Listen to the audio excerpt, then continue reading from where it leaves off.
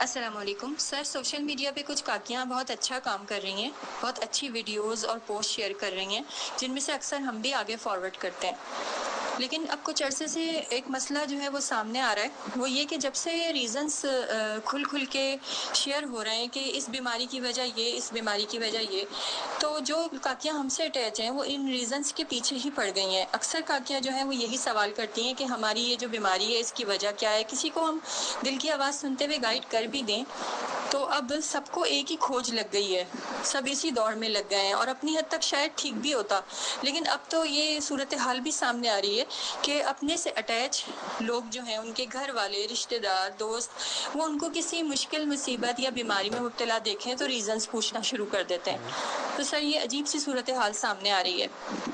आपने तो हमें यही गाइड किया शुरू से ही कि नफ़रत हर बीमारी की जड़ है। ये मैसेज सिंपल, आसान और बिल्कुल सादा सा एक मैसेज है कि नफ़रत हर बीमारी की जड़ है और सूरे रहमान सुननी है, दुआ करके पानी पीना है। लेकिन सर, इस मैसेज को ये सब चीज़ें मिलकर कॉम्प्लिकेटेड बना रही हैं, काफ़ी मुश्किल होता जा रहा है। ये सब चीज़ें, इनको कैसे एक्सप्लेन किया जाए और जो काकियाँ इन सवालात को मुस्तकिल कर रही हैं, उनको कैसे गाइड किया जाए? आप क्या इस सिलसिले में रहनुमाई करते हैं? मैंने बार बार कहा है कि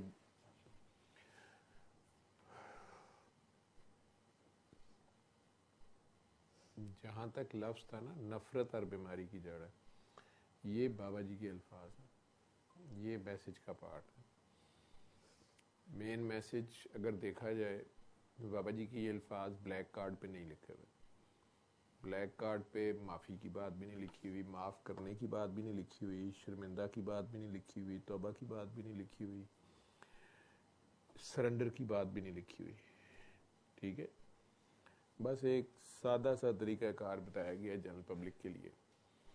और बहुत से लोग ऐसे हैं जो सिर्फ उस ब्लैक कार्ड को पढ़ के उसकी बात के अंदर तक चले गए, या उन्होंने सूरह रहमान सुननी शुरू की, पहली बार सुनते सुनते ही या पहली बार दुआ में ही शिफा याब हो गए।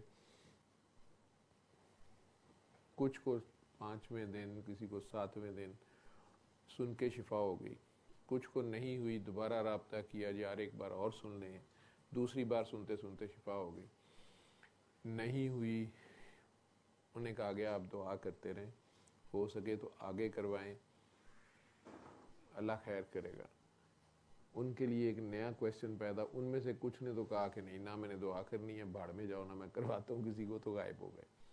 कुछ आगे करवाना शुरू हो गए और हैरानी से वापस फ़ोन करना शुरू हो गए कि मैं जिसको दुआ करवाती हूँ या करवाता हूँ उसका तो काम हो जाता है, या 3 साल से मैंने इतने लोगों को दुआ कराई है, सबके बेबी पैदा हुए हैं, मेरा कोई नहीं हुआ। बस आप देख लें क्यों नहीं हो रहा, ये आप जाने। लेकिन जो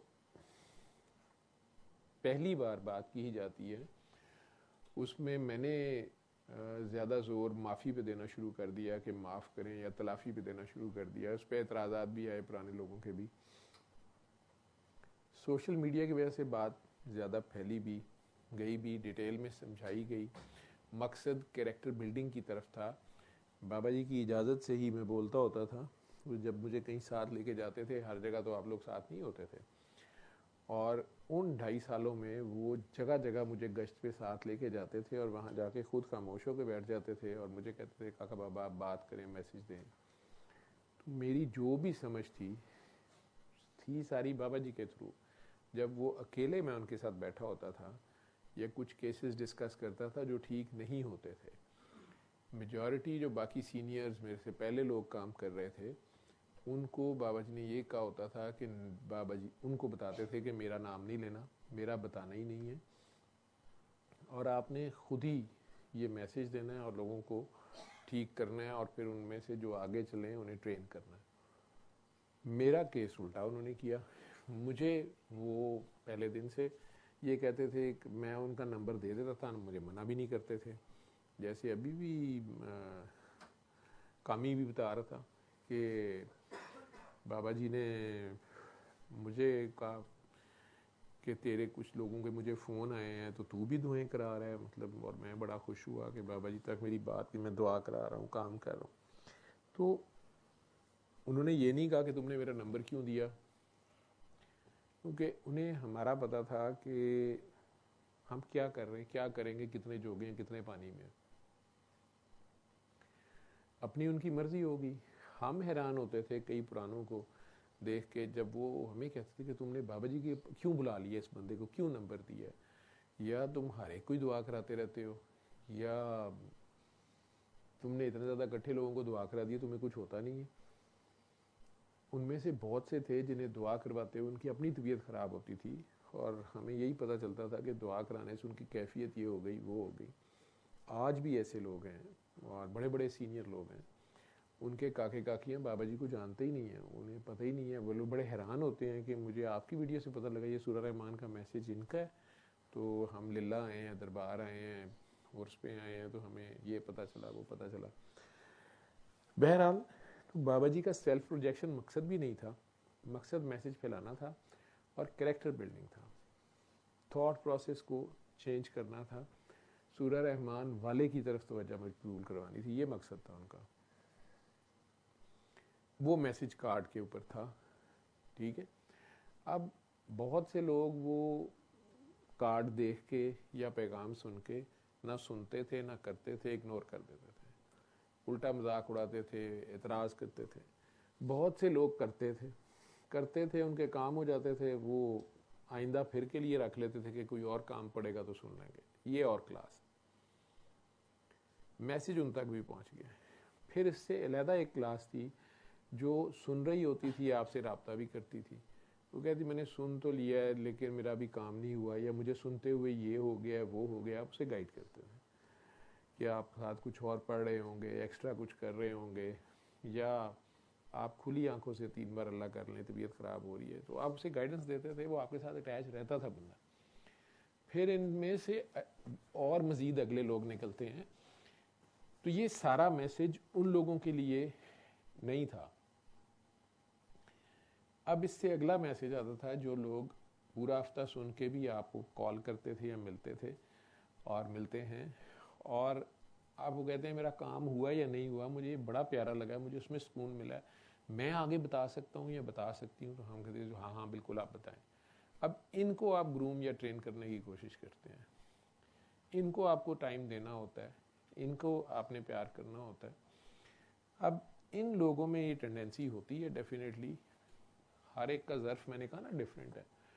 तो कोई जैसे हारिस ने, मैं आज डिस्क्लोज करने लगा हूँ कि इसको नहीं पता था, लेकिन मैं नोट कर रहा था कि ये सोशल मीडिया पे काम करता था, पोस्ट लिखता था, तो ये पल्ले से कमा भी कुछ नहीं रहा था, अभी इसकी कोई जॉब शॉब नहीं थी, तो ये पल्ले से पैसे लगा के पता नहीं दोस्तों से मांग के तो ये पोस्ट को बूस्ट करता था। तो मैंने इसे इशारे से 1-2 बार कहा कि बेटा बाबा ये करने की ज़रूरत नहीं है, बाबा जी हमें भी समझाते थे, तुमने मैसेज दे दिया, खुद ही हो जाएगा जो भी है। लेकिन ये लगा रहा। फिर इसने जब इसके लिए मुश्किल हो गया तो इसने अब मेरे से फ़ोन पे बात की कि वो मैं जॉब जब तक नहीं मिलती, मैं आयरलैंड भी आ गया हूँ, तो मैं चैनल को मोनेटाइज कर लूँ और इन्हीं पैसों को इसी पे लगाऊंगा। तो मैं चूँकि 2 बार उसको बता चुका था ये भी ट्रेनिंग का पार्ट होता है, तो मैंने उसे कहा कि यार मैं तो नहीं लेता, लेकिन तुमने करना है तुम कर लो, लेकिन बड़ी हैवी प्राइस देनी पड़ जाती है कि ये ज़ाती इस्तेमाल में आ गई या कुछ। उसने कहा नहीं सर मैं इसका ये ख्याल करूँगा, वो ख्याल करूँगा। या दूसरा काका पिछली बार जिसका मैसेज पड़ा था, जो कह रहा था कि मैंने मोनेटाइज किया और गला ख़राब हो, पता नहीं क्या था, वो बीमार हो गया कुछ, वो भी पोस्ट खुद बूस्ट करता रहा, और फिर उसी को करने के लिए कि मैसेज और ज़्यादा फैले तो उसको पैसे चाहिए थे, तो मोनेटाइज करता फिर रहा था, ठीक है। लेकिन काम ख़राब हो जाता है, तो आपने बताना होता है उसे कि यार all rights are reserve to Allah, Allah का मैसेज है, आपके से जितनी कोशिश है वो करें, बाकी अल्लाह खुद ही कर लेगा ये सारा कुछ, जो जिसका नसीबा होगा। बहरहाल इसी में फेम भी आती है, वाहवाह भी आती है, ग्रुप बनता है, लोग आपकी तारीफ़ें करते हैं, आप काका या काकी, बाबा या बाबी बन के बैठ जाते हैं। जितना मर्जी आप आजियाँ शो करें, लेकिन अंदर तो लड्डू फूटते हैं, तारीफ़ें हो तो किसको बुरी लगती हैं, ठीक है। फिर ये काकियाँ सोनी सोनी आप पे गिरनी शुरू होती हैं, शोहरत, इज़्ज़त, तोहफे, तहफ़ या पैसे कह लें, ये सारा कुछ उसमें आता है। तो अब आपको गाइड तो ज़रूर करना होता है कि यार ये कहीं मारा ना जाए, या इसको मैं बता दूं जहाँ से मैंने गलतियाँ की हैं या मार खाई है, तो इसको मैं बता दूं कि ये इस रास्ते में भी ये सारा कुछ आएगा। क्योंकि हज़रत इंसान जिस तरफ भी चल पड़ते हैं तो हज़रत शैतान भी पूरा ज़ोर लगाते हैं आगे से, और फिर शैतान के बाद नफ्स भी आपका साथ होता है। तो फिर ये सारी चीज़ें बताने की कोशिश की ज़रूर जाती है। मानता सारे थ्योरेटिकली मान भी लें, लेकिन जब तक सेल्फ एक्सपेरिमेंट नहीं होता वो नहीं बाज आते। बात चूँकि करेक्टर बिल्डिंग की जिम्मेदारी बाबा जी लगा गए आखिर में, तो कुछ चीज़ें उन्होंने जब उनके साथ डिस्कशंस हुई तो वो ओपन हुई। मेरे पास चूँकि नेचुरली पेशेंट्स ज़्यादा आते थे, मरीज़ ज़्यादा आते थे, अल्लाह ने मौका दिया तो मैं इन चीज़ों को लोगों को, मैंने कभी इस तरह कहा नहीं कि ऐसा करने से ऐसे होता है। हाँ, लेकिन जब मैं मरीज़ से स्पेसिफिक बात कर रहा था तो आप में से जो शार्प लोग थे वो उन चीज़ों को पिक करते थे। डाटा मीडिया की वजह से इतना ज़्यादा हो गया कि कंपैरिजन करना और उसमें से बात निकालना इजी हो गया कि अच्छा कैंसर में ये है। जैसे मैं आज ही बात की है काके से, उमर शबीर से, जो खुद ही कह रहा है कि उसने उसको कह दिया कि ब्लड कैंसर इसलिए होता है, और ख़ुद कह रहा है कि मैं बाद में पछता रहा हूँ कि मैंने ये ऐसे क्यों किया, या वो बच्चा इस तरह इस फेज़ में गया, या घर वालों के साथ पड़ा, और सारा वो तो मैंने उसे एक्सप्लेन कर दिया। लेकिन साथ ही मैंने उसे कहा कि बेटा ये बात नहीं बोलनी थी, मैं पहले भी मना कर रहा हूँ। इतने से फिक्रे के ऊपर भी लोग ऑफेंड हो जाते हैं कि बच्चा बीमार नहीं होता, माँ बाप बीमार होते हैं। आपके सामने उस पर वीडियोस भी बनी, क्रिटिसिज्म भी हुआ सारा, लेकिन जितनी बात भी कही, जब 90 तुले अल्फाज होते हैं उसमें बैल गुंजाइश होती है कि किसी की दिल आज़ारी उसमें भी हो जाए, उल्टा आप उसमें भी पकड़े जा सकते हैं। तो इसलिए कहा था कि सोशल मीडिया पे उतने एक मैसेज पे रहें। मेरी मजबूरी हो गई, मैं सोशल मीडिया प्लेटफॉर्म पे बैठा तो फ्रंट पे आ गया, शोहरत का चस्का भी पड़ सकता है, ठीक है, और शोहरत के साथ बदनामी भी अटैच होती है, उतना ही स्ट्रांग दूसरी भी आएगी। जितनी आपकी शोहरत हो जाएगी, आपकी ज़रा सी गलती निकलेगी वो भी फिर सोशल मीडिया पे लोग बड़े ध्यान से देखेंगे, हेडिंग्स लगाएंगे, ये डॉक्टर जवेद की औकात है, ये असलियत निकली, ये निकला है, वो निकला है। इसी तरह जन जर ज़मीन की तरह ये सारी चीज़ें रूहानियत में भी कंपैरिजन, जेलसियाँ, ये सब कुछ आ जाएंगी। तो उससे बचना भी पड़ता है, खुद को भी बचाना है, और जो भेड़ बकरियों की तरह आपके पीछे लग गए हैं या आपके आगे लग गए हैं उन्हें भी वार्न तो करना पड़ता है। हाँ, वो एक्सपेरिमेंट किए बगैर जो लोग नहीं बाज आते तो वो फिर नहीं बाज आते, उन्हें बताना तो होता है। तो आप को बच्ची, मैंने ऑलरेडी आज के प्रोग्राम में इसका जवाब गया है, वो उमर शबीर वाली डिस्कशन में बार बार मैं कह रहा हूँ कि वो 3 कैटेगरीज मैंने पहले भी बताई हैं कि ज़्यादातर पब्लिक में 3 कैटेगरीज हैं। मेजॉरिटी तो वही हैं जो शामत अमाल का शिकार होते हैं, ठीक है, तो वो खुद गलती कर बैठे होते हैं तो अगले की आह ने पकड़ा होता है और वो नहीं माफ़ कर रहा होता, तो उसके लिए फिर यही है कि चलें अल्लाह से कहें मेरी नेकियां दे के मैं उसके दिल में रहम डाल दे। पता नहीं फिर भी वो मानता है कि नहीं मानता, लेकिन अगर हो सके।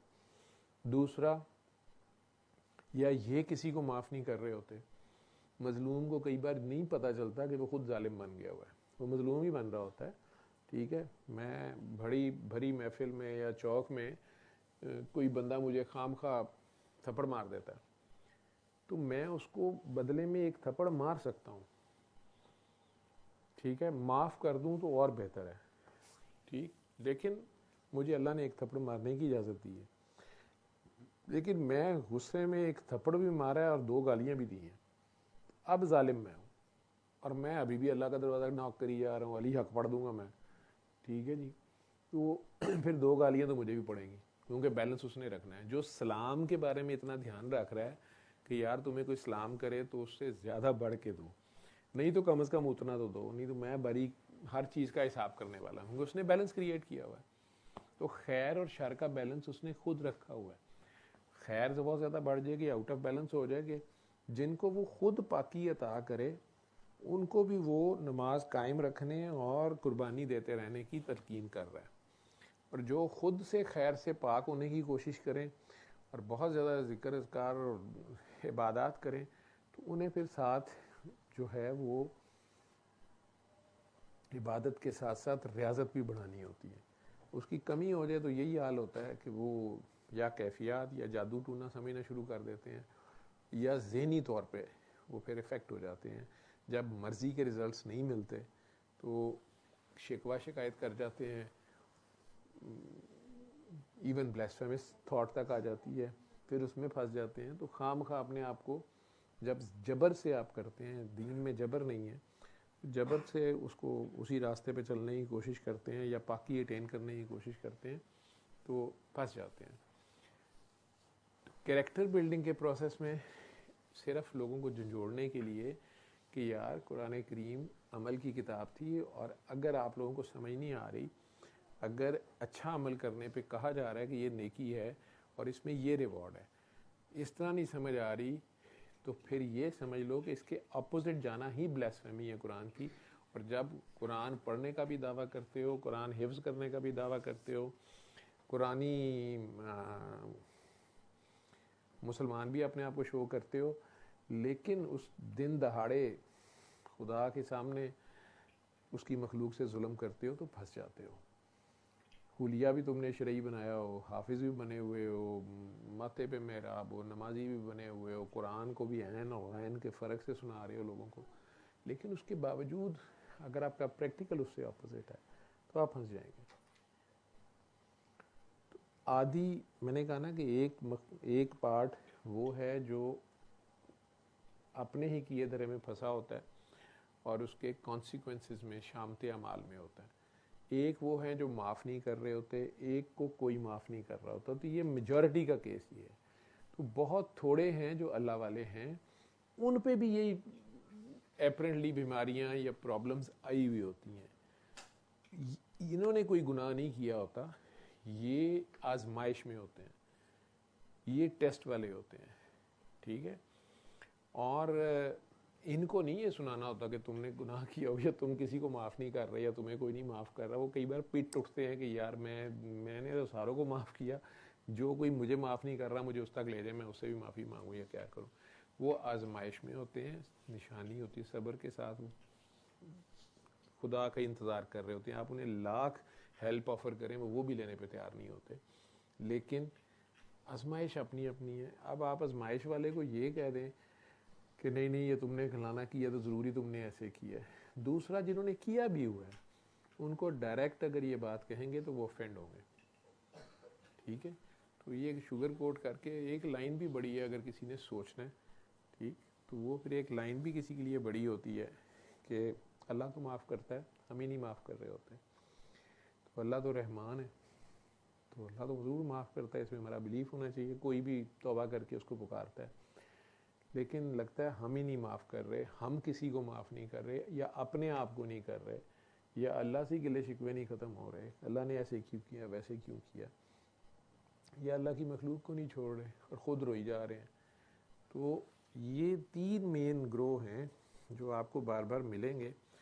उसमें जो आजमाइश वाले हैं उन्हें अगर आप ये बातें कहेंगे तो आप दिल आज़ारी कर बैठेंगे, उसकी आह निकल सकती है, वो आपसे ज़्यादा बड़े टेस्ट से हो सकता है गुज़र रहा हो, तो अल्लाह के इश्क में, तो उसकी आह भी उतनी स्ट्रांग होगी। इसलिए बस टू द पॉइंट उतने मैसेज पे रहें, बाकी बात अलहदा उससे कर लें, बिठा के कर लें। जब अगर वो एक बार सुनता है नहीं रिजल्ट आता, फिर उसे मेंटल सजेशन थोड़ी सी देनी है तो दे दें, ये बातें करें, नहीं तो वीडियोस में हर चीज़ पड़ी हुई है। आप स्पेसिफिकली हर बीमारी पे लोगों पे जजमेंटल हो के तो ये ठप्पे लगाने ना शुरू कर दें कि इसने ज़रूर ऐसे किया होगा तो ऐसा हुआ है। ये भी तो हो सकता है कि वो आजमाइश वाला हो, ठीक। इसको फार्मूलाइज ना करें, मटीरियल वर्ल्ड में ना लाएं इसको। ये बार बार मैंने पहले भी समझाया तो आज फिर समझा रहा हूँ जी।